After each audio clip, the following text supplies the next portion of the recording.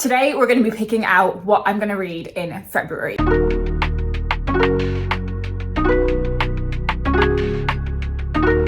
Welcome to my second TBR jar video of the year. If you've not seen me do one of these before, every month I am going to be picking out 5 prompts from my TBR jar or my TBR sugar bowl. Some of these prompts I've put in there myself, but many of them so long ago that I can't really remember what they are. Some of them my boyfriend has put in, some of them you guys have suggested that I put into the bowl. And every month we are picking out 5 prompts. I'm going to go to my shelves, whether they're these ones that have the bulk of my books or some of the ones that I've got in my bedroom, and we are going to try and find a book to fulfill each of those 5 prompts. Now, I'm planning on reading about 10 books every month this year, so this is going to make up roughly about half of my reading. If you want to see if I read the books that I picked out to read in January, you'll have to wait for my January reading wrap up, or you may see it a little bit sooner if you go over to my Bookstagram account and give me a follow over there. But that's enough preamble. Let's pick some books out of the sugar bowl. Every time we give it a little stir, and the first prompt is a drink in the title or on the cover. Prompt number 2, a classic novel. Okay. Prompt number 3, 5th shelf. So a book that has come from my 5th shelf. Prompt number 4, a name in the title. And then the final prompt, an author recommendation. So I think what I meant by this was if an author that I really like has a quote on like the front or the back on the jacket of the book, I would take it as their recommendation. That's fun. So a book from the 5th shelf should be really easy. In last month's video, I had a book from the 1st shelf, and I like getting one of these prompts because it's just like one that I don't need to think so carefully about. A classic novel should be easy enough. I've got lots of classics to choose from. It's just kind of picking which one I go for. And then these next 3 are going to need like a bit more searching. So an author recommendation, a name in the title, and a drink in the title or the cover. Also, I'm not doubling up on any of these prompts, so I'm not like combining them. I couldn't have like an author recommendation that also has a drink on the cover. Like, they'd have to be 2 separate books. I think I'm going to start with the one that is a name in the title because that should be very obvious to find one.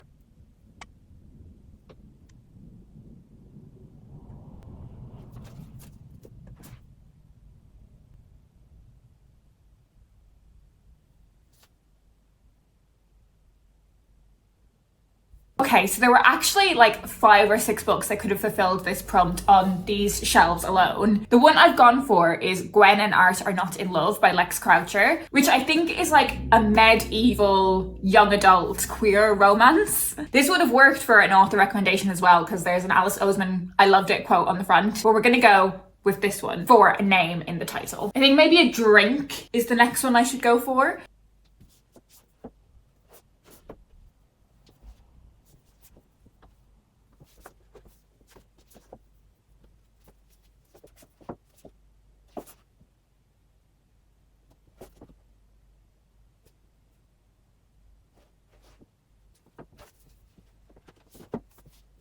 So for something that had a drink in the title or on the cover, I was wondering like, do I have a book that has the word water in it and then that like counts as a drink? But then I also thought a lot of romance books might have like either like a cocktail or like a coffee on the cover, and a couple of the romance books did, but I've picked out The Slowest Burn by Sarah Chamberlain, and this is a love story about ghostwriting a cookery book and like enemies to lovers. And on this cover they are having a picnic, and down here you can see, I think, a bottle of either like wine or champagne. See? Right there. So that fulfills that prompt. Next we're gonna go for an author recommendation.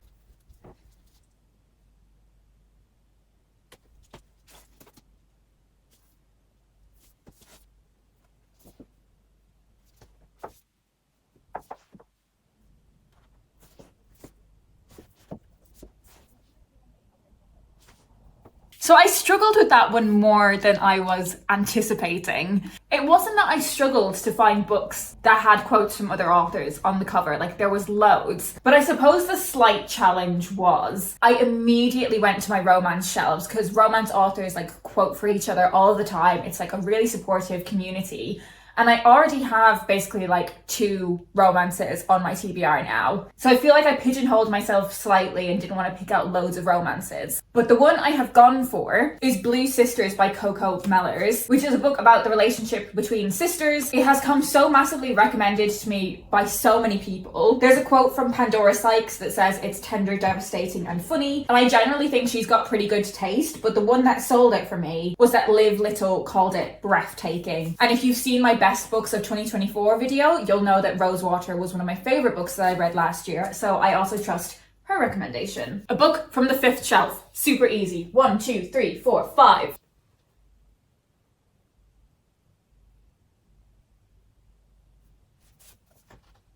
I'm gonna go with Home by Toni Morrison. This one has been on my TBR for quite a long time. I've read a couple of Toni Morrison books before, and I think she is just such an accomplished writer. But this one's also quite short, so a welcome addition to the TBR. The final prompt is a classic novel. So let's go over there to the classics and pick out a book for that final prompt. Okay, so this is where the classics live on this book trolley that sort of hides in this corner of the room. Should I be kind to myself and just pick out like a really short one? Do you know what? I'm gonna go for Howard's End by E.M. Forster, because it feels like one of those books that everyone says is completely brilliant, and I just don't really know tons about it. And it's one that I get recommended to me a lot, even as someone that doesn't read like tons of classics. So we're gonna go with this one. Okay, let's go back over there. Okay, so that is my TBR for February, picked out 5 books onto my list, giving me space to read about 5 books just by whim. So we have a classic novel, a book from my 5th bookshelf, an author recommended book, a book with a drink on the cover, and a book with a name in the title. Do let me know down in the comments if you have read any of these books and what you thought of them. Are there any of these books that you're particularly intrigued to hear my thoughts on at the end of the month if I do end up reading them? Fingers crossed. And if you want to let me know you're here but you don't have anything in particular to say, leave me a drink emoji of your choosing to let me know that you made it this far in the video. That is it for me today. I hope you're doing well, and I'll speak to you in my next one.